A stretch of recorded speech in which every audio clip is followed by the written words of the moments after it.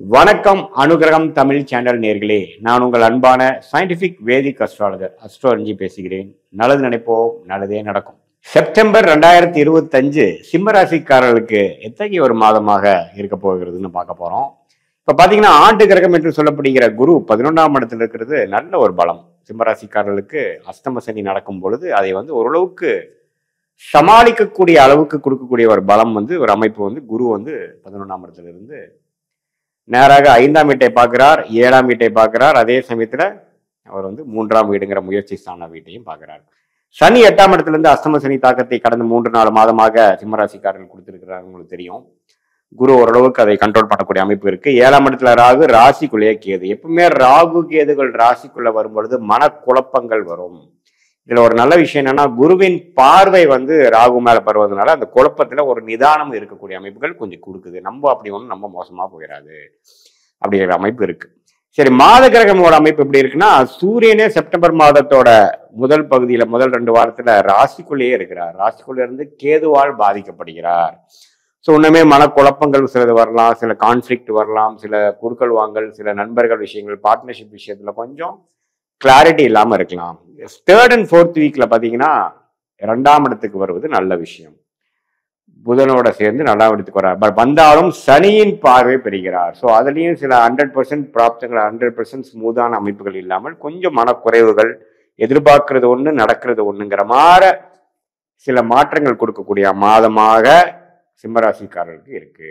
So friendship ரிலேட்டடான விஷயத்துல, பங்குதாரர்கள் விஷயத்துல, குடும்பத்துல, ஹஸ்பண்ட் அண்ட் ஒய்ஃப் ரிலேஷன்ஷிப்ல, இது எல்லாத்துலயுமே எல்லா வயதினரும், சிம்ம ராசிக்காரர்களோட எல்லா வயதினரும், சிறுவர்களா இருந்தாலும் சரி, இளைய வயதினராக இருந்தாலும் சரி, மிடில் ஏஜ் பீப்புளா இருந்தாலும் சரி, சீனியர் சிட்டிசனா இருந்தாலும், இது மாதிரி விஷயத்துல, உறவுகள் விஷயத்துல கொஞ்சம் பின்னடைவுகள் இருக்கக்கூடிய அமைப்புகள் இருக்கு. நாம எதிர்பார்க்கக்கூடிய ரெசிப்ரோகேஷன், நம்ம எதிர்பார்க்கக்கூடிய கம்யூனிகேஷன் பிஹேவியர் நம்மளுடைய எதிர்த்தரப்புல இருக்கக்கூடிய கொலீக்ஸா இருந்தாலும் சரி, கிளையன்ஸா இருந்தாலும் சரி, நண்பர்களா இருந்தாலும் சரி, உற்றார் உறவினர்களா இருந்தாலும் சரி, அதெல்லாம் கொஞ்சம் குறைபாடுகள் உண்டு. அதை நீங்க சகிச்சுதான் நீங்க வரணும் அப்படிங்கிறது தான் அஷ்டம சனி தாக்கத்தின் ஒரு விஷயமையும் கொடுக்குது. லக்னத்திலேயே சூரியனுங்கிற கிரகம் கொஞ்சம் கேதுவோட சேர்ந்து அடுத்து வரக்கூடிய சனியின் பார்வையும் கொஞ்சம் அப்படி காட்டுது. ஸோ அஷ்டம சனி தாக்கத்துல இதுவும் ஒரு மாதம் நீங்க சகித்து கொண்டு, சில விஷயங்கள் அவ்வளவு சௌரியமாக இல்லைனாலும் பொறுத்து கொண்டு வாழ வேண்டும் அப்படிங்கிற ஒரு அமைப்பு சிம்ம ராசிக்காரர்களுக்கு கொடுக்கக்கூடிய பல மாதத்தில் இந்த மாதமும் ஒரு மாதமாக சிம்ம ராசிக்காரர்களுக்கு வர்றது அப்படிங்கிறது நம்ம தெரிஞ்சுக்கணும். மற்றபடி பாத்தீங்கன்னா சுக்கிரன் 12ஆம் இடத்துல இருக்கக்கூடிய சுக்கிரன் மாதத்தின் 3rd and 4th வீக்ல பாத்தீங்கன்னா அவர் ராசிக்குள்ளேயே வருவது கொஞ்சம் தாக்கங்கள் குறையும், சில வம்பு வழக்குகள் பிரச்சனைகள் குறையும். அது மாதிரி அமைப்புகள் கொடுக்கக்கூடிய அமைப்புகள் கட்டாயம் உண்டு. ஸோ அதே சமயத்துல 2ஆம் இடத்துல சூரியனும் புதனும் வருவது கொஞ்சம் தன லாபங்கள், கொஞ்சம் ஃபினான்ஷியல் விஷயங்கள், அதெல்லாம் கொஞ்சம் கிடைக்கக்கூடிய அமைப்புகள் கட்டாயம் உண்டு.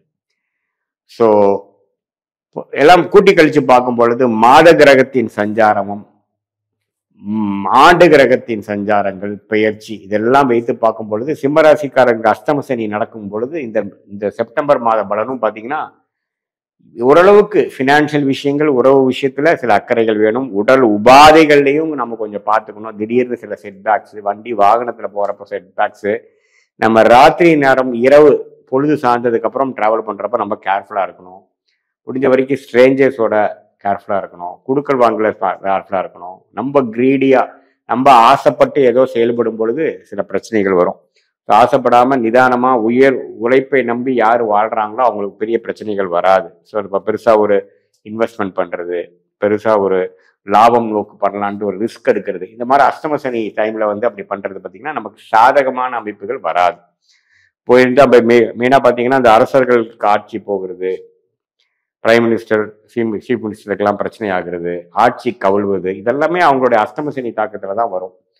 ஸோ நமக்கு இயல்புக்கு மாறான பலன்கள், உடல் உபாதைகள், குடுக்கல் வாங்கல பிரச்சனை, உறவுகள பிரச்சனை, திடீர்னு சில உடல் உபாதைகளாக சிலது ஆப்ரேஷனோ சிலதோ பண்ணக்கூடிய அமைப்புகள், அதெல்லாம் பாத்ரூம்ல இருக்கிறப்ப திடீர்னு வலிக்குட்டு விழுகிறது, எதிர்பாராத சில சம்பவங்கள், இதெல்லாம் கொடுக்கக்கூடிய அமைப்பு அஷ்டம சனி தாக்கத்துல ராசி அதிபதி ஆகிய சூரியனே ராசியில இருந்தாலும் ராகு கேதுகளோட சம்மந்தப்படும் பொழுது கொஞ்சம் கேர்ஃபுல்லா இருக்கணும். அதே சமயத்துல ராஜயோகாதிபதியாகிய செவ்வாய் 2ஆம் இடத்திலிருந்து 3ஆம் இடத்துக்கு வருவது நல்லது. அது செவ்வாய் குருவின் பார்வை பெறுவதனால ரியல் எஸ்டேட் அது மாதிரி சம்பந்தப்பட்ட விஷயத்துல நல்ல லாபங்கள், medical related, sports people, catering துறையில் இருக்கிறவங்களுக்கு நல்ல சாதகமான சில பலன்களும் கொடுக்கக்கூடிய அமைப்பு வந்து கண்டிப்பாக சிம்ம ராசிக்காரர்களுக்கு உண்டு. ஸோ பொதுவாக பார்க்கும் பொழுது இது இந்த அஷ்டம சனி மார்ச் ஏப்ரல் மாதத்திலிருந்து 2025 வரக்கூடிய அந்த அமைப்பு இந்த செப்டம்பர் மாதமும் கொஞ்சம் ஃபீல் பண்ணக்கூடிய, கொஞ்சம் அதை சென்ஸ் பண்ணக்கூடிய ஒரு அமைப்பு வந்து சிம்மராசிக்காரர்களுக்கு எல்லா வயதினர்களுக்கும், குறிப்பாக அந்தந்த வயது குழந்தைகளுக்கு பார்த்தீங்கன்னா சின்ன சின்ன அடிபடுவது, இளைய வயதினர்களுக்கு வந்து நண்பர்களிடையே சில பிணைப்புகள் வருவது, சில சங்கடங்கள் வருவது, ஹஸ்பண்ட் ஒய்ஃப் ரிலேஷன்ஸில் ஒரு ஆர்குமெண்ட்ஸ் வர்றது, சீனியர் சிட்டிசன்னா அவங்களோட உறவுகளில் கொஞ்சம் பிரச்சனையாகிறது, அது மாதிரி சில பங்குதாரர்களுக்கிடையே சில கருத்து வேறுபாடுகள் வருது, அது மாதிரி சில விஷயங்கள் வரக்கூடிய மாதமாக இருந்தாலும் அந்த குருவின் பார்வை 7ஆம் இடத்துக்கு இருப்பதனால பெரிய நம்ம அத்துமீறி போய் பெரிய பிரச்சனையை கொடுக்கலினாலும் சில விஷயங்கள் கொஞ்சம் அவ்வளோ சௌரியமாக இல்லை அப்படிங்கிற ஒரு அமைப்பு இருக்கும். இந்த நேரத்தில் பார்த்தீங்கன்னா பண்ண வேண்டிய பேசிக்கான ஒர்க் மட்டும் நம்ம பண்ணிட்டு புதிய முயற்சி, புதிய குரோத் நோக்கி நம்ம போகாமல் செய்யக்கூடிய அன்றாட உழைப்பு, அன்றாட கடமைகளை நம்ம செய்யும் பொழுது நம்ம இந்த மாதிரி ஒரு சூழ்நிலையிலிருந்து சீக்கிரம் வெளியில வந்து படிப்படியாக நம்ம இயல்பான ஒரு சூழ்நிலைக்குள்ள வந்துடுவோம். அது வரைக்கும் பொறுத்திருந்து வீரத்தை காட்டிலும் விவேகமாக செயல்பட்டு எந்த விதத்திலையும் நம்ம நினைக்கிறதா கரெக்டு அப்படின்ட்டு வேகமாக பேசாமல், தன்னுடைய தாட் ப்ராசஸை வந்து குதர்க்கமாக பேசாமல் பொறுமையோட இருக்கும் பொழுது இந்த அஷ்டமசனி தாக்கம், இந்த பாவத்துவமான கர்மா செயல்பட்டு கொண்டு இருக்கக்கூடிய சிம்மராசிக்காரருக்கு மனசை வருடுற மாதிரி நட்பு கசக்கும். நம்ம யாரை நம்பியிருந்தோமோ அவங்களே நமக்கு துரோகம் பண்ணுவாங்க.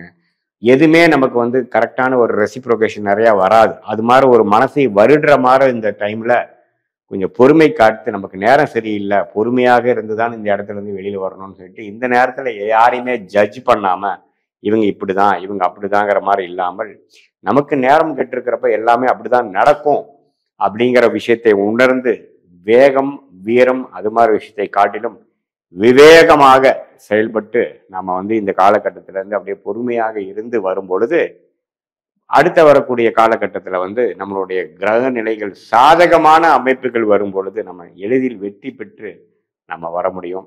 ஸோ முழுக்க முழுக்க சிம்மராசிக்காரர்கள் எல்லா வயதினர்களுக்கும் பார்த்தீங்கன்னா கவனம் தேவை, விவேகம் தேவை. எதிலும் பார்த்தீங்கன்னா கிளாரிட்டியோட செயல்படக்கூடிய அமைப்புக்கு வேண்டும். ஈவன் நம்மளுடைய விஷயங்கள் தவறாக போனாலும் பொறுமையுடன் இருந்து இது இந்த நேரம் இப்படிதான் இருக்கும் என்று சொல்லி பொறுமையாக போகிறது நல்லதை ஒழிய இதை நம்ம எடுத்து நம்ம வந்து நமக்கு எதிரே இருக்கிறவங்க கிட்ட நம்மளுடைய கருத்தை சொல்லும் பொழுது இன்னுமே வந்து பிரச்சனைகள் அதிகமாகக்கூடிய அமைப்பு தான் இருக்குதே ஒழிய சால்வ் ஆகக்கூடிய அமைப்புகள் இந்த தருணத்தில் குறிப்பாக செப்டம்பர் 2025 இல்லை என்கிறது நாம் தெரிஞ்சு கொள்ள வேண்டும். இதுவரை பார்த்தது வந்து ஒரு பொதுவான பலன்களை தவிர உங்களுடைய ஜென்ம ஜாதகத்துல எந்த தசாபுக்திகள் போய் கொண்டிருக்கிறது, எந்த லக்னத்துல பிறந்தீங்க, அந்த லக்னாதிபதி எப்படி இருக்குது, திக்பலம் எப்படி இருக்குது, ஸ்தானபலம் எப்படி இருக்கு, திருக்பலம் எப்படி இருக்கு, அந்த லக்னத்துக்கு ஏற்றவாறு ஒரு சாதகமான தசாபுக்திகள் போய் கொண்டிருக்கிறதா அல்லது வரக்கூடாத தசாபுக்திகள் போய் கொண்டிருக்கிறதா, புக்திநாதன் எப்படி இருக்கிறார், புக்திநாதனுக்கும் தசநாதனுக்குள்ள தொடர்பு என்ன, 6-8 காம்பினேஷன் இருக்கா அல்லது கேந்திரத்துல இருக்கா, தசநாதனும் புக்திநாதனும் கேந்திரத்துல இருக்கா, அது தசநாதனுக்கு 12ஆம் இடத்துல புக்திநாதன் இருக்காரா, இதெல்லாம் வைத்துதான் துல்லியமான பலன்கள் வந்து நாம் இப்ப பேசின அந்த கோச்சார் அமைப்பு, குரு பயிற்சி, சனி பயிற்சி, ராகு பயிற்சி, அப்புறம் மாத கிரகத்தின் பயிற்சி, செப்டம்பர் மாத பலன் பார்த்தோம் இல்லைங்களா, அந்த பயிற்சி பலனையும் இப்ப நாம பார்க்கக்கூடிய அந்த துல்லியமான தசாபுக்திகளும் உங்களுடைய பிறந்த தேதி, பிறந்த நேரம், பிறந்த ஊரை வைத்து நம்ம சேர்த்து வைத்து பார்க்கும் பொழுது இன்னுமே நெக்ஸ்ட் வரக்கூடிய காலகட்டம், அடுத்த வரக்கூடிய ஷார்ட் டேர்ம் 3 மாதம் 6 மாதம் எப்படி இருக்க போகிறது, அடுத்த வரக்கூடிய 2 வருடம் 4 வருடம் 6 வருடம் எப்படி இருக்க போகிறது, அடுத்த வரக்கூடிய தசாபுக்திகள் எப்படி இருக்கு, இப்ப கேட்கக்கூடிய கேள்விக்கு என்ன பதில் கொடுக்குது, சாதகமான ரிசல்ட்ஸ் எதிர்பார்க்கலாமா அல்லது கொஞ்சம் டிலே இன் அவுட்கம் எதிர்பார்க்கலாமா அல்லது உடனே நல்ல விஷயங்கள் நடக்கக்கூடியதாக இருக்குதுங்கிறது எதிர்பார்க்கலாமாங்கிறது உங்களுடைய ஜென்ம ஜாதகத்தை துல்லியமாக ஆராய்ந்து இப்ப நம்ம பேசின அந்த பெயர்ச்சி பலனையும் கோச்சார பலனையும் சேர்த்து வைத்து பார்க்கும் பொழுது துல்லியமான பலன்களை எடுத்து அது மூலமாக நீங்க வாழ்க்கை முடிவுகளை எடுத்து இந்த சயின்டிபிக் வேதிக் அஸ்ட்ராலஜி முறை மூலமாக நல்ல ஒரு பலனை நீங்கள் அனுபவித்து வெற்றி பெற முடியும் என்று இந்த வீடியோவில் கேட்டுக்கொள்கிறேன். மீண்டும் மற்றொரு காணொளியில் சந்திப்போம். நன்றி, வணக்கம்.